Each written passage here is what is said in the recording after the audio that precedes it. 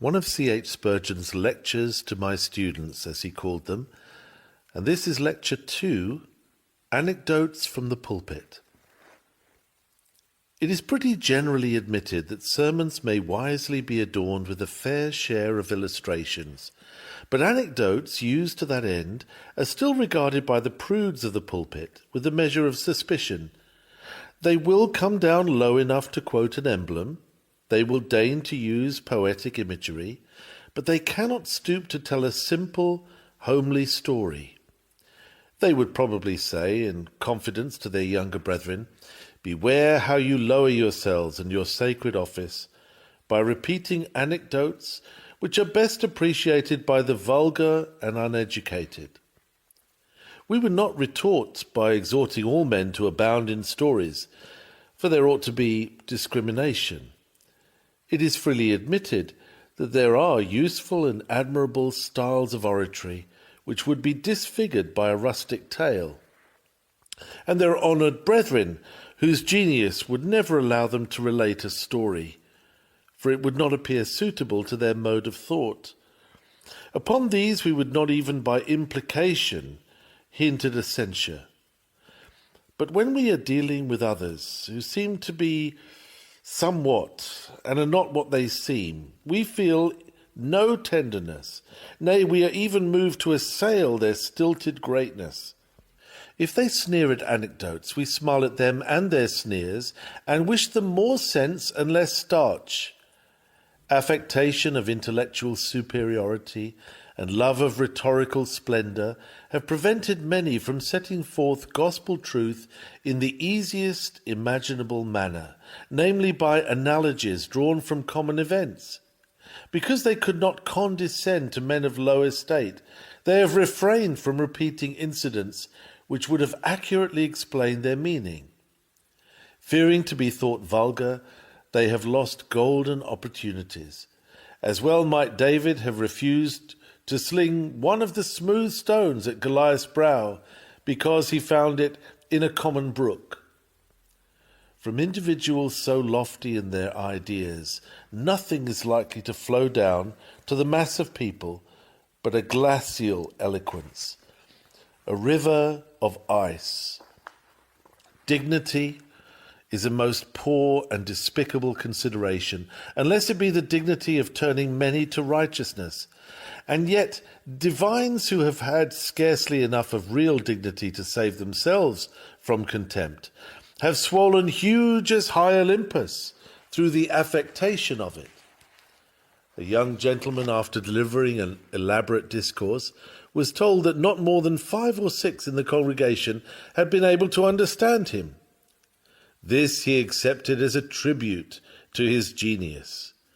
But I take leave to place him in the same class with another person who was accustomed to shake his head in the most profound manner, that he might make his prelections the more impressive. And this had some effect with the groundlings, until a shrewd Christian woman made the remark that he did shake his head certainly, but there was nothing in it. Those who are too refined to be simple need to be refined again. Luther has well put it in his table talk, "Cursed are all preachers that in the church aim at high and hard things, and neglecting the saving health of the poor unlearned people, seek their own honour and praise, and therefore try to please 1 or 2 great persons. When I preach, I sink myself deep down." It may be superfluous to remind you of the oft-quoted passage from George Herbert's Country Parson, and yet I cannot omit it, because it is so much to my mind. The parson also serves himself of the judgments of God, as of those of ancient times, so especially of the late ones, and those most which are nearest to his parish. For people are very attentive at such discourses, and think it behoves them to be so when God is so near them, and even over their heads. Sometimes he tells them stories and sayings of others, according as his text invites him. For them also men heed, and remember better than exhortations, which though earnest, yet often die with the sermon, especially with country people, which are thick and heavy and hard to raise to a point of zeal and fervency, and need a mountain of fire to kindle them. But stories and sayings they will well remember. It ought never to be forgotten that the great God himself, when he would instruct men, employs histories and biographies. Our Bible contains doctrines, promises, and precepts, but these are not left alone. The whole book is vivified and illustrated by marvelous records of things said and done by God and by men. He who is taught of God values the sacred histories and knows that in them there is a special fullness and forcibleness of instruction. Teachers of Scripture cannot do better than instruct their fellows after the manner of the Scriptures. Our Lord Jesus Christ, the great teacher of teachers, did not disdain the use of anecdotes. To my mind, it seems clear that certain of his parables were facts, and consequently anecdotes. May not the story of the prodigal son have been a literal truth? Were there not actual instances of an enemy sowing tares among the wheat? May not the rich fool who said, "Take thine ease," have been a photograph taken from the life? Did not Dives and Lazarus actually figure on the stage of history? Certainly the story of those who were crushed by the fall of the Tower of Siloam, and the sad tragedy of the Galileans, whose blood Pilate had mingled with their sacrifices, were matters of current Jewish gossip, and our Lord turned both of them to good account. What he did, we need not be ashamed to do. That we may do it with all wisdom and prudence, let us seek the guidance of the divine Spirit, which rested upon him so continually. I shall make up this present address by quoting the examples of great preachers, beginning with the era of the Reformation and following on without any very rigid chronological order, down to our own day. Examples are more powerful than precepts, hence I quote them. First, let me mention that grand old preacher, Hugh Latimer, the most English of all our divines, and one whose influence over our land was undoubtedly most powerful. Southey says, Latimer, more than any other man, promoted the Reformation by his preaching. And in this he echoes the more important utterance of Ridley, who wrote from his prison, "I do think that the Lord hath placed old Father Latimer to be his standard-bearer in our age and country against his mortal foe, Antichrist." If you have read any of his sermons, you must have been struck with the number of his quaint stories, seasoned with a homely humour which smacks of that Leicester farmhouse wherein he was brought up by his father, who did yeoman's service, and a mother who milked 30 kine. No doubt we may attribute to these stories the breaking down of pews by the overwhelming rush of the people to hear him, and the general interest which his sermons excited. More of such preaching, and we should have less fear of the return of popery. The common people heard him gladly, and his lively anecdotes accounted for much of their eager attention. A few of these narratives one could hardly repeat, for the taste of our age has happily improved in delicacy. But others are more admirable and instructive. Here are 3 of them. The Friar's Man and the 10 Commandments.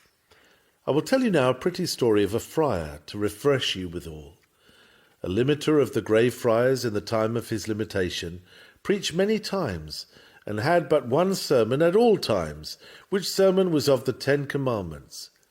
And because this friar had preached this sermon so often, one that heard it before told the friar's servant that his master was called Friar John 10 Commandments.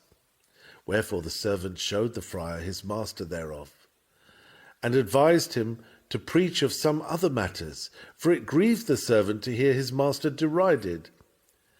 Now the friar made answer, saying, Belike, then thou canst say the 10 Commandments well, seeing thou hast heard them so many a time. Yea, said the servant, I warrant you.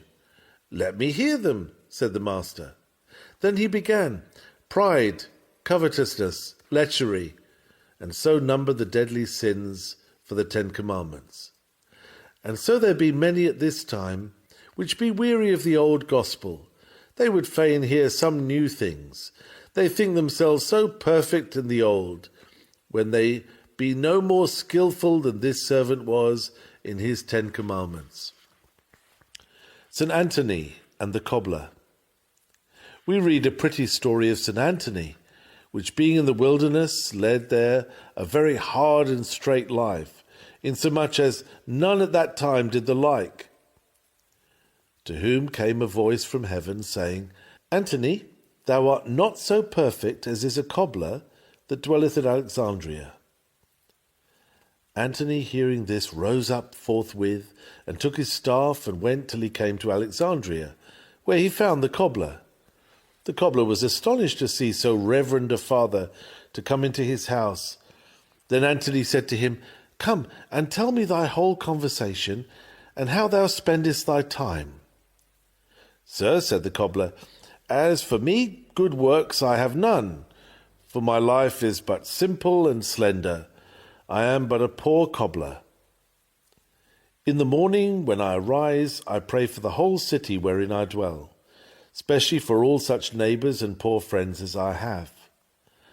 After I set me at my labour, where I spend the whole day in getting of my living, and keeping me from all falsehood, for I hate nothing so much as I do deceitfulness. Wherefore, when I make to any man a promise, I keep it, and do it truly, and do spend my time poorly with my wife and children, whom I teach and instruct as far as my wit will serve me, to fear and dread God. This is the sum of my simple life. In this story you see how God loveth those that follow their vocation, and live uprightly without any falsehood in their dealing. This Anthony was a great and holy man, yet this cobbler was as much esteemed before God as he.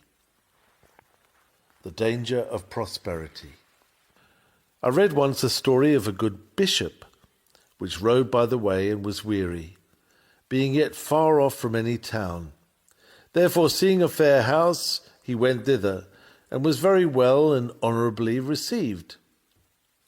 There were great preparations made for him, and a great banquet. All things were in plenty.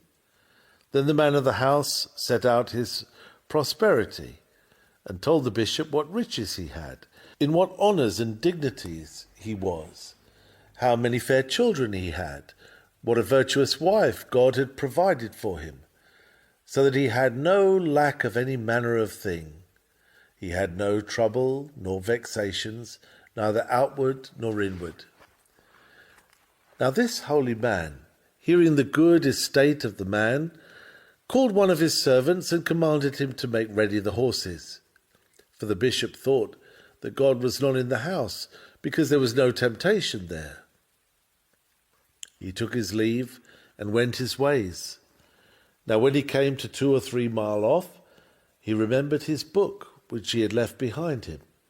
He sent his man back again to fetch the book, and when the servant came again, the house was sunken, and all that was in it. Here it appeareth that it is a good thing to have temptation. This man thought himself a jolly fellow, because all things went well with him.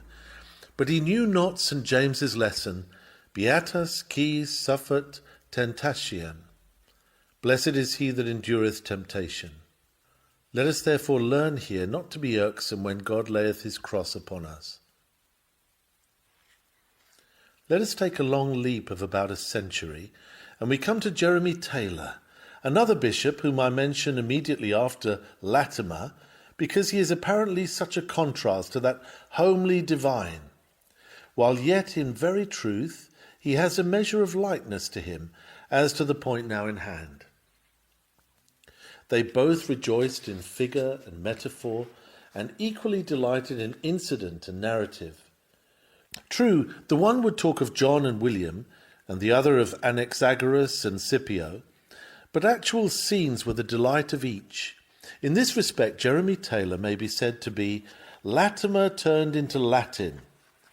Jeremy Taylor is as full of classical allusions as a king's palace is full of rare treasures, and his language is of the lofty order which more becomes a patrician audience than a popular assembly. But when you come to the essence of things, you see that if Latimer is homely, so also Taylor narrates incidents which are homely to him. But his home is among philosophers of Greece and senators of Rome. This being understood, we venture to say that no one used more anecdotes than this splendid poet-preacher. His biographer truly says, "It would be hard to point out a branch of learning or of scientific pursuit to which he does not occasionally allude, or any author of eminence, either ancient or modern, with whom he does not evince himself acquainted.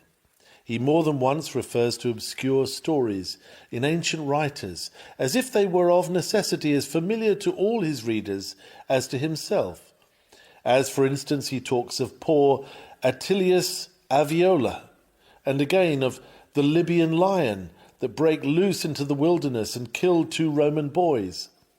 In all this he is eminently select and classical, and therefore I the more freely introduce him here. For there can be no reason why our anecdotes should be all rustic. We too may rifle the treasures of antiquity and make the heathen contribute to the gospel, even as Hiram of Tyre served under Solomon's direction for the building of the temple of the Lord. I am no admirer of Taylor's style in other respects, and his teaching seems to be at times semi-popish. But in this place I have only to deal with him upon one particular, and of that matter he is an admirable example. He lavishes classic stories even as an Asiatic queen bedecks herself with countless pearls. Out of a single sermon I extract the following, which may suffice for our purpose. Menedemus was wont to say that the young boys that went to Athens the first year were wise men, the second year philosophers, the third orators, and the fourth were but plebeians, and understood nothing but their own ignorance. And just so it happens to some in the progress of religion. At first they are violent and active. Then they satiate all the appetites of religion, and that which is left is that they were soon weary, and sat down in displeasure, and returned to the world, and dwell in the business of pride or money. And by this time they understand that their religion is declined, and passed from the heats and follies of youth to the coldness and infirmities of old age. The proud man who boasted of his humility. He was noted for a vain person who, being overjoyed for the cure, as he thought, of his pride, cried out to his wife, Cerni Dionysia deposui fastum. Behold, I have laid aside all my pride. Diogenes and the young man. Diogenes once spied a young man coming out of a tavern or place of entertainment, who, perceiving himself observed by the philosopher, with some confusion stepped back again, that he might, if possible, preserve his fame with that severe person. But Diogenes told him, Quanto magis intraveris, tanto magis iris in capona. The more you go back, the longer you're in the place where you are ashamed to be seen. He that conceals his sin still retains that which he counts his shame and burden. No examples will have a greater weight with you than those taken from among the Puritans, in whose steps it is our desire to walk, though, alas, we follow with feeble feet. Certain of them abounded in anecdotes and stories. Thomas Brooks is a signal instance of the wise and wealthy use of holy fancy. I put him first because I reckon him to be the first in the special art which is now under consideration. He hath dust of gold, for even in the margins of his books there are sentences of exceeding preciousness and hints at classic stories. His style is clear and full. He never so exceeds in illustration as to lose sight of his doctrine. His floods of metaphor never drown his meaning, but floated upon their surface. If you have never read his works, I almost envy you the joy of entering for the first time upon his unsearchable riches, trying his precious remedies, tasting his apples of gold, communing with his mute Christian, and enjoying his other masterly writings. Let me give you a taste of his quality in the way of anecdotes.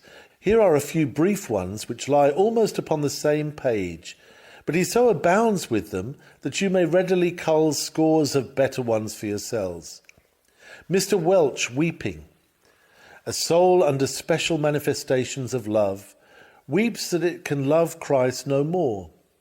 Mr. Welch, a Suffolk minister, weeping at table, and being asked the reason of it, answered it was because he could love Christ no more. The true lovers of Christ can never rise high enough in their love to Christ.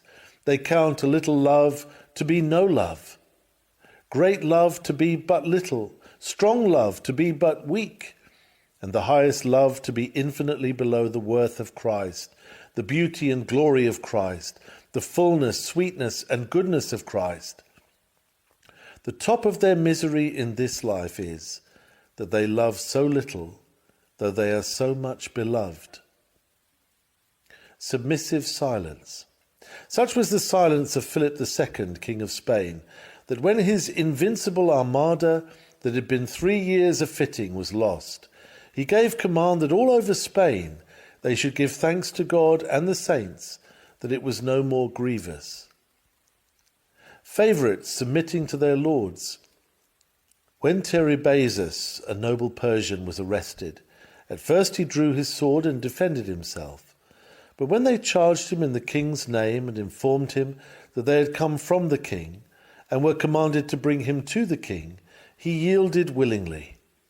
Seneca persuaded his friend to bear his affliction quietly, because he was the emperor's favourite, telling him that it was not lawful for him to complain while Caesar was his friend. So saith the holy Christian, O my soul, be quiet, be still. All is in love, all is a fruit of divine favour. Sir Philip Sidney, a religious commander being shot in battle, when the wound was searched and the bullet cut out, some standing by pitied his pain. He replied, Though I groan, yet I bless God I do not grumble. God allows his people to groan, though not to grumble. Thomas Adams, the conforming Puritan, whose sermons are full of rugged force and profound meaning, never hesitated to insert a story when he felt that it would enforce his teaching. His starting point is ever some biblical sentence or scriptural history, and this he works out with much elaboration, bringing to it all the treasures of his mind. As Stowell says, fables, anecdotes, classical poetry, gems from the fathers and other old writers are scattered over almost every page. His anecdotes are usually rough and ready ones, and might be compared to those of Latimer, only they are not so genial. Their humour is generally grim and caustic. The following may serve as fair specimens. The husband and his witty wife. The husband told his wife that he had one ill quality. He was given to be angry without cause. She wittily replied that she would keep him from that fault, for she would give him cause enough. It is the folly of some that they will be offended without cause, to whom the world promises that they shall have cause enough. In the world ye shall have tribulation. The servant at the sermon. It is ordinary with many to commend the lecture to others' ears, but few commend it to their own hearts. It is morally true what the Christian tell-truth relates. A servant coming from church praiseth the sermon to his master. He asks him what was the text. Nay, quoth the servant, it was begun before I came in. What then was his conclusion? He answered, I came out before it was done. But what said he in the midst? Indeed, I was asleep in the midst. Many crowd to get into the church, but make no room for the sermon to get into them. The picture of a horse. One charged a painter to draw him equum volitantem, a trotting or prancing horse, And he, mistaking the word, drew him equum volutantem, a wallowing or tumbling horse, with his heels upward. Being brought home, and the bespeaker blaming his error, I would have him prancing, and you have made him tumbling. If that be all, quoth the painter, it is but turning the picture wrong side uppermost, and you have your desire. Thus in their quadlibetical discourses they can but turn the lineaments, and the matter is as they would have it. I speak not this to disgrace all their learning, but their fruitless, needless disputes and arguments, who find themselves a tongue, where the Scripture allows them none. The pirate.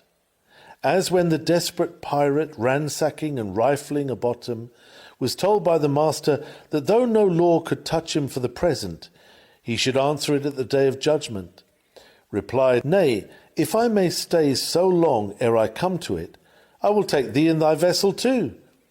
A conceit wherewith too many land thieves, oppressors, flatter themselves in their hearts, though they dare not utter it with their lips. William Gurnall, the author of The Christian in Complete Armour, must surely have been a relater of pertinent stories in his sermons, since even in his set and solid writings they occur. Perhaps I have not made the distinction between his writings and his preaching, for it appears from the preface that his Christian in Complete Armour was preached before it was printed. In vivid imagery every page of his famous book abounds, and whenever this is the case, we are sure to light upon short narratives and striking incidents. He is as profuse in illustration as either Brooks, Watson, or Swinnock. Happy Lavenham to have been served by such a pastor. By the way, this Complete Armour is, beyond all others, a preacher's book. I should think that more discourses have been suggested by it than by any other uninspired volume. I have often resorted to it when my own fire has been burning low, and I have seldom failed to find a glowing coal upon Gurnall's hearth. John Newton said that if he might read only one book besides the Bible, he would choose The Christian in Complete Armour, and Cecil was of much the same opinion.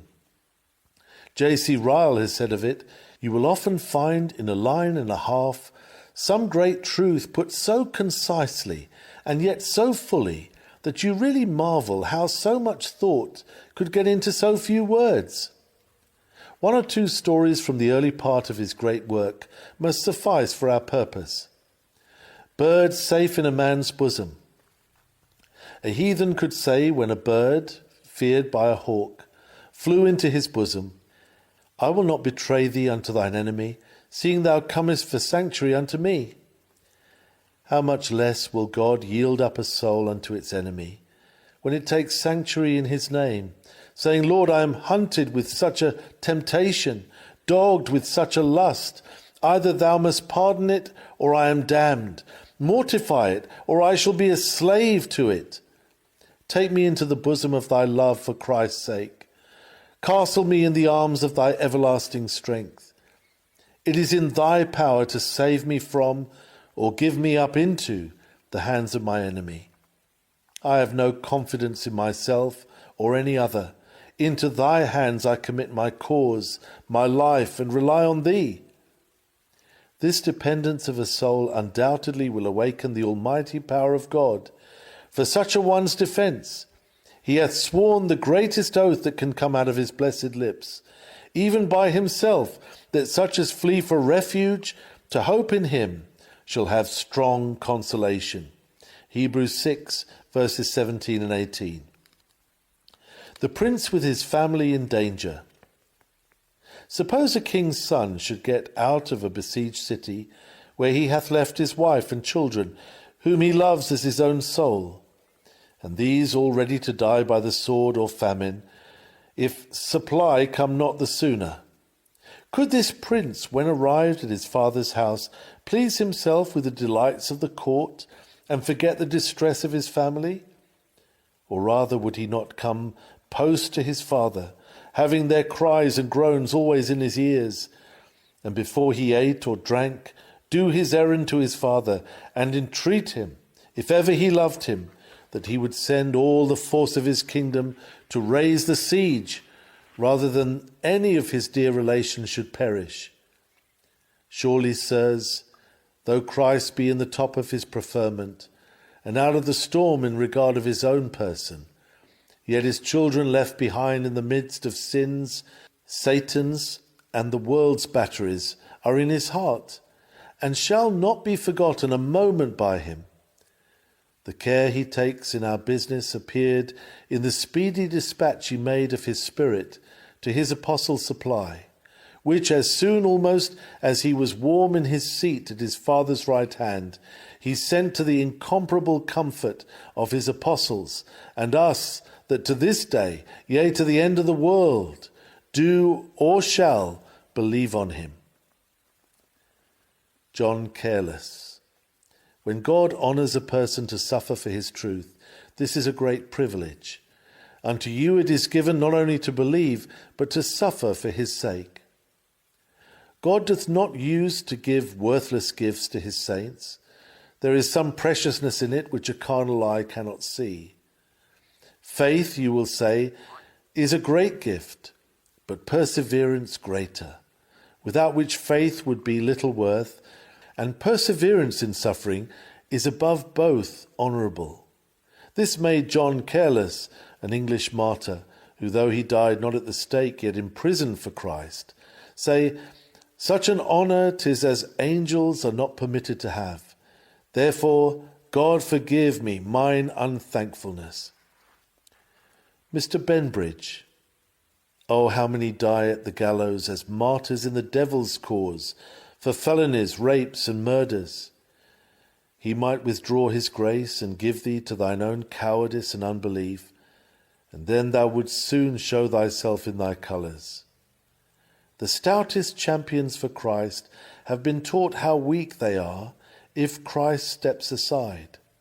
Some that have given great testimony of their faith and resolution in Christ's cause, even to come so near dying for his name as to give themselves to be bound to the stake and fire to be kindled upon them, yet their hearts have failed, as that holy man Mr. Benbridge in our English martyrology, who thrust the faggots from him and cried out, "I recant, I recant!" Yet this man, when reinforced in his faith and endued with power from above, was able within the space of a week after that sad foil, to die at the stake cheerfully. He that once overcame death for us, 'tis he that always overcame death in us. John Flavel is a name which I shall have to quote in another lecture, for he is greatest in metaphor and allegory.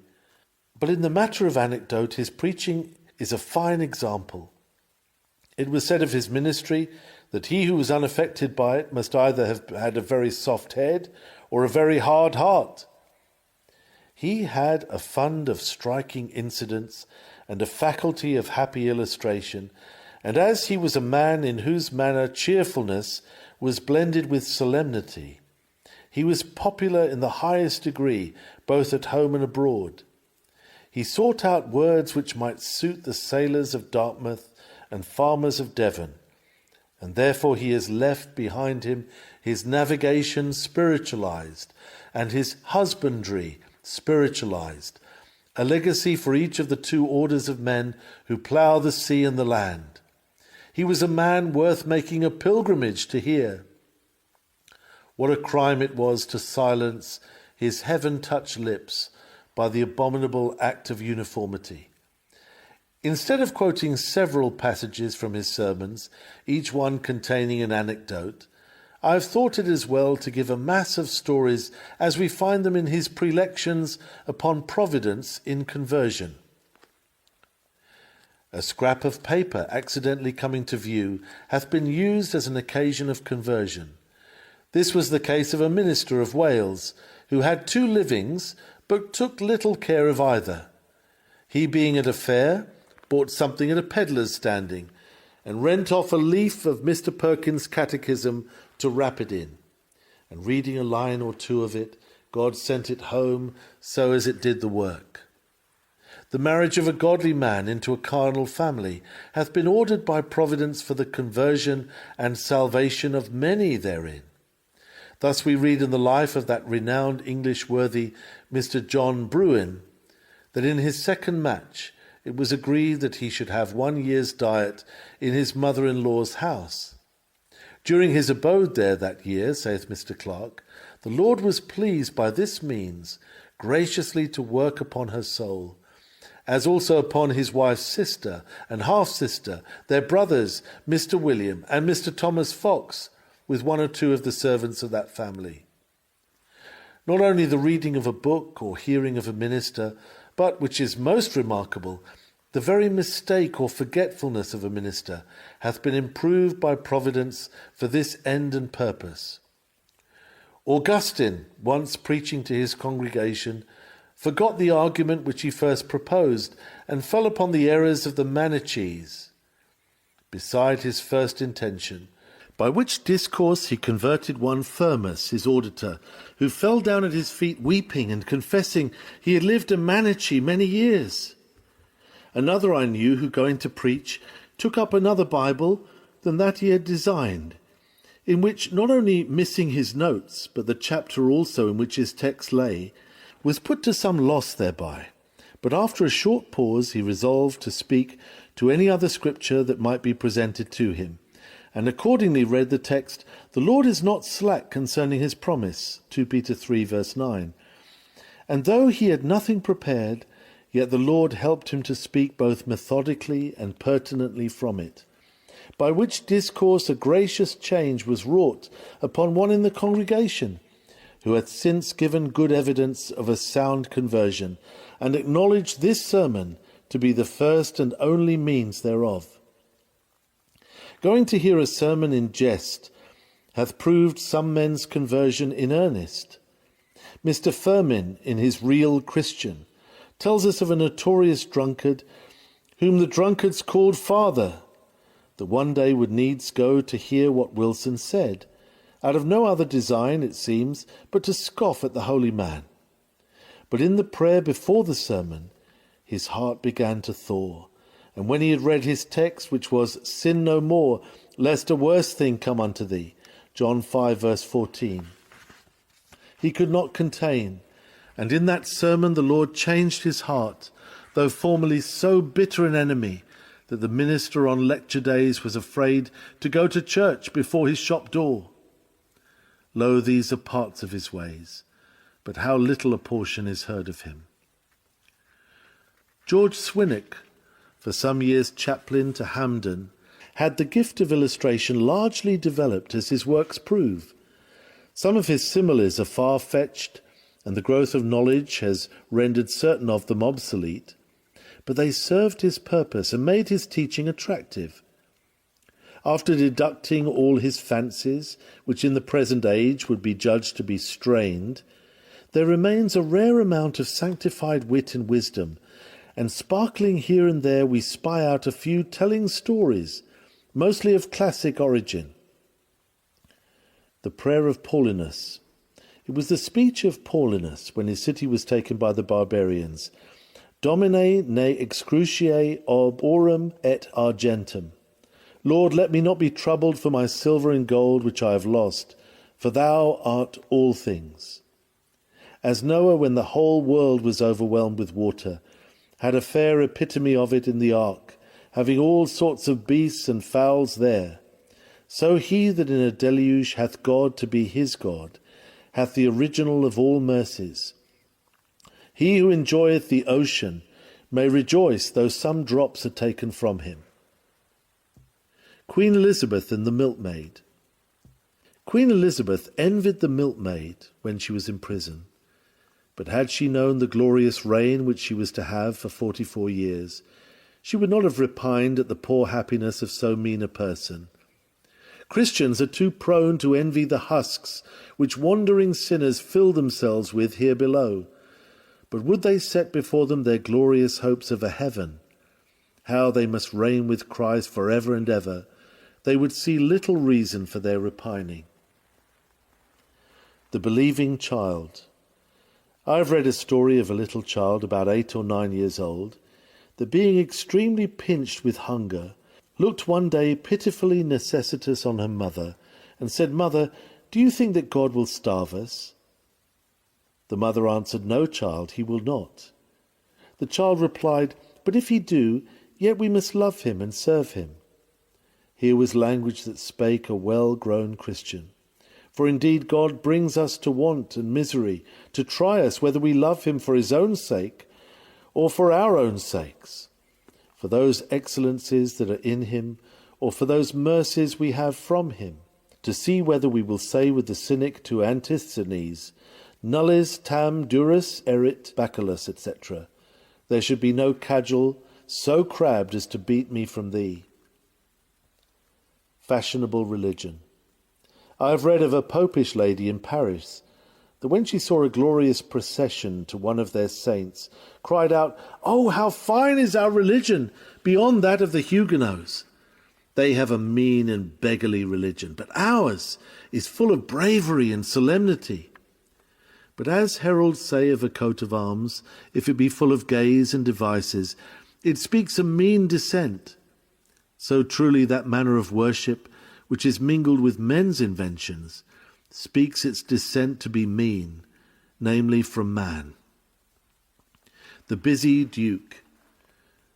The French Duke d'Alva could say, when he was asked by Henry IV whether he had seen the eclipse of the sun, that he had so much business to do on earth that he had no time to look up to heaven. Sure I am the Christian may say with more truth and conscience that he hath so much business to do for heaven that he hath no time to mind vain or earthly things. Thomas Watson was one of the many Puritan preachers who won the popular ear by their frequent illustrations. In the clear flowing stream of his teaching we find pearls of anecdote very frequently. No one ever grew weary under such pleasant yet weighty discourse as that which we find in his Beatitudes. Let two quotations serve to show his skill. The vestal and the bracelets. Most men think because God hath blessed them with an estate, therefore they are blessed. Alas, God often gives these things in anger. He loads his enemies with gold and silver, as Plutarch reports of Tarpeia, a vestal nun, who bargained with the enemy to betray the capital of Rome to them, in case she might have the golden bracelets on their left hands which they promised. And, being entered into the capital, they threw not only their bracelets, but their bucklers too upon her, through the weight whereof she was pressed to death. God often lets men have the golden bracelets of worldly substance, the weight whereof sinks them into hell. O let us superna and helere, get our eyes fixed and our hearts united to God, the supreme good. This is to pursue blessedness as in a chase. Hedgehog and conies. The fabulist tells us a tale of the hedgehog that came to the coney burrows in stormy weather and desired harbour, promising that he would be a quiet guest. But when once he had gotten entertainment, he did set up his prickles, and did never leave till he had thrust the poor conies out of their burrows. So covetousness, though it hath many fair pleas to insinuate and wind itself into the heart, yet as soon as you have let it in, this thorn will never cease prickling till it hath choked all good beginnings and thrust all religion out of your hearts. I think this must suffice to represent the men of the Puritanic period, who added to their profound theology and varied learning a zeal to be understood and a skill in setting forth truth by the help of everyday occurrences.